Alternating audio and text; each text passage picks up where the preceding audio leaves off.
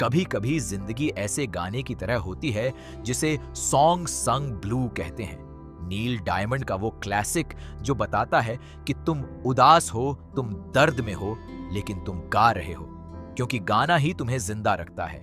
यह है 2025 की Hollywood biographical musical drama song sung blue, Hugh Jackman और केट हडसन की वो रियल लव स्टोरी जो मिलवॉकी, विस्कॉन्सिन के एक ऑर्डिनरी कपल की एक्स्ट्रॉर्डिनरी जिंदगी के बारे में है। एक नील डायमंड ट्रिब्यूट बैंड, एक लव स्टोरी, एक कार एक्सीडेंट, एक लेग खोना, डिप्रेशन, रिकवरी और फिर स्टेज पर वापसी, ये सब रियल हुआ और ये है उसी की कहानी। तो शुरू करते हैं। Wisconsin 1987, Wisconsin state fair. Mike Sardina Hugh Jackman ने निभाया एक परफॉर्मर है। वो आज एक डॉन हो इम्पर्सोनेटर की जगह फिल इन कर रहा है। डॉन हो हवाई का फेमस सिंगर था। माइक को कहा गया डॉन हो की तरह परफॉर्म करो।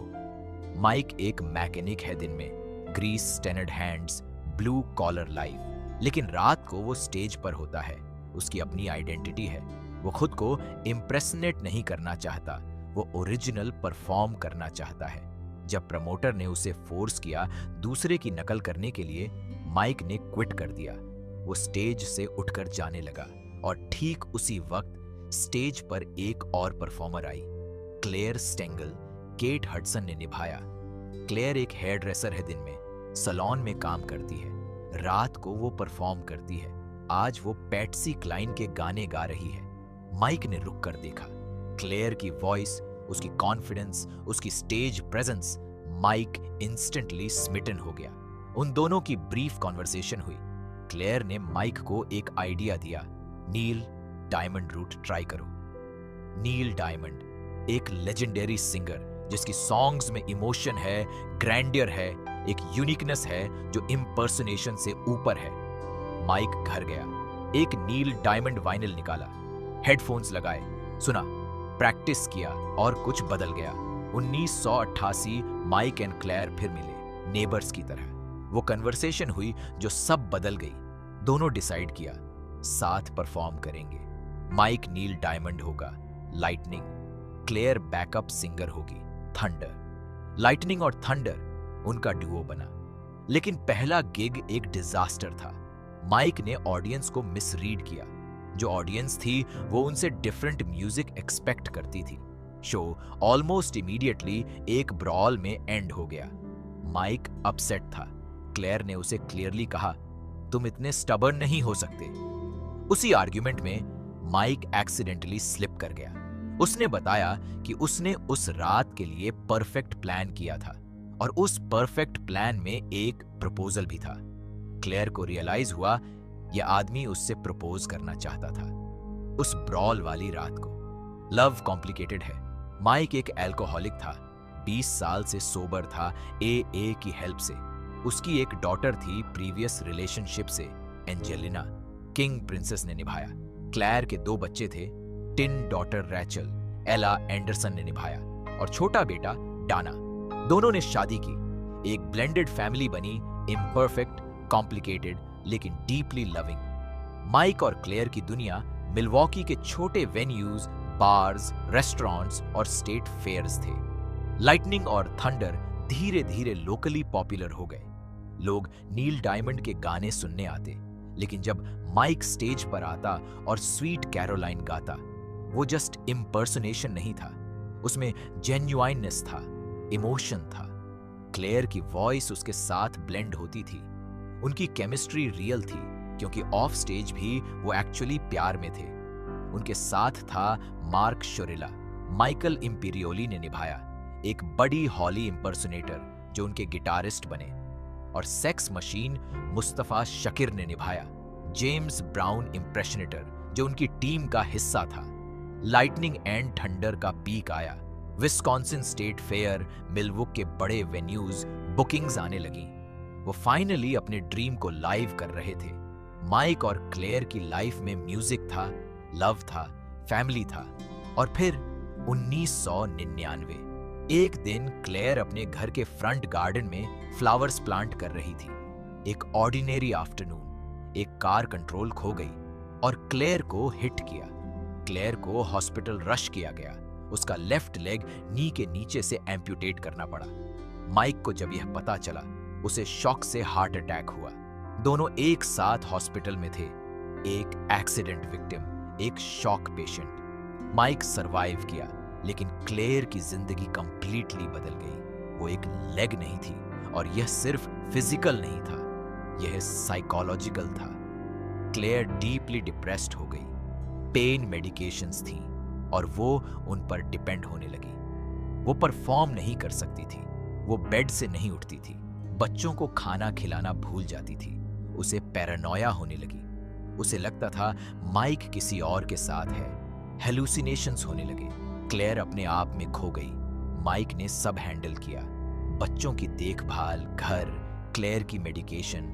वो सिंगल हैंडेडली कैरी कर रहा था, लेकिन इस सब में उसकी सोब्राइटी खतरे में थी। एंजेलिना, माइक की बेटी, ने पूछा, डैड, क्या तुम एए मीटिंग्स जा रहे हो? माइक ने ऑनेस्टली कन्फेस किया।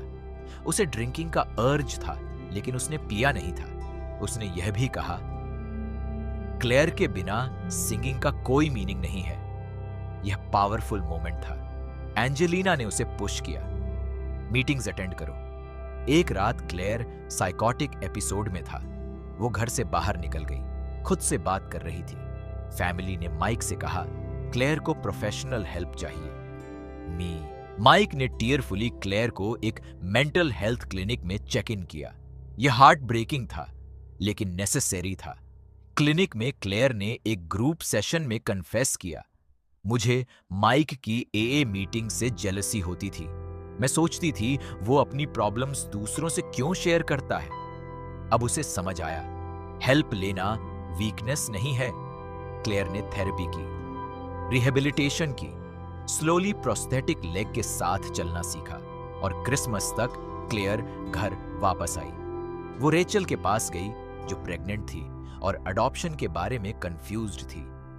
रेचल ने कहा था कि वो बेबी देना चाहती है एक कपल को जो कंसीव नहीं कर सकता। माइक ने रेचल से पूछा था, तुम्हें क्या चाहिए? रेचल ने कहा था, मुझे मां चाहिए। और क्लेयर ने उस रोल को एम्ब्रेस किया। क्लेयर ने रेचल को प्रेगनेंसी में सपोर्ट किया, अडॉप्शन प्रोसेस में हेल्प की, प्रोस्थेटिक लेग के साथ एडजस्ट करना सीखा, और उसके अंदर एक फायर जल रही थी, वापस स्टेज पर जाना। क्लेयर ने माइक से कहा, लाइटनिंग एंड थंडर को फिर गिग करना है। माइक हेजिटेंट था। क्लेयर ने कहा, एक्सीडेंट ने मेरी लेग ली, लेकिन मेरी आवाज नहीं ली, मुझे परफॉर्म करना है। वो कमबैक किया। Summer fest, Wisconsin state fair, local restaurants. Mike का एक गिग था एक एशियन रेस्टोरेंट में कैराओके होस्ट का। छोटा था, लेकिन उन्होंने वहां भी परफॉर्म किया। प्रोस्थेटिक लेग के साथ क्लेयर पहले कॉशियस थी, फिर उसने रियलाइज किया लेग के बिना भी वो मूव कर सकती है, परफॉर्म कर सकती है। उसकी स्टेज प्रेजेंस एक्चुअली और स्ट्रॉन्गर हो गई, क्योंकि उसमें एक रियल स्टोरी थी। लाइटनिंग और थंडर कमबैक किया, पॉपुलैरिटी वापस आई, और फिर वो मोमेंट जिसके लिए उन्होंने सालों ड्रीम देखा था। मिलवॉकी का रिट्स थिएटर ने उन्हें इनवाइट किया हेडलाइनर के रूप में। उसी रात नील डायमंड खुद मिलवॉकी में एक सोल्ड आउट शो कर रहा था, एंड रिट्स ने बताया नील डायमंड उनसे पर्सनली मिलना चाहता था। यह मोमेंट था एक्चुअल नील डायमंड, जिसके सॉन्ग्स माइक और क्लेयर ने इतने सालों गाए, वो उनसे मिलना चाहता था। शो की प्रेपरेशंस होने लगी। माइक और क्लेयर एक्साइटेड थे।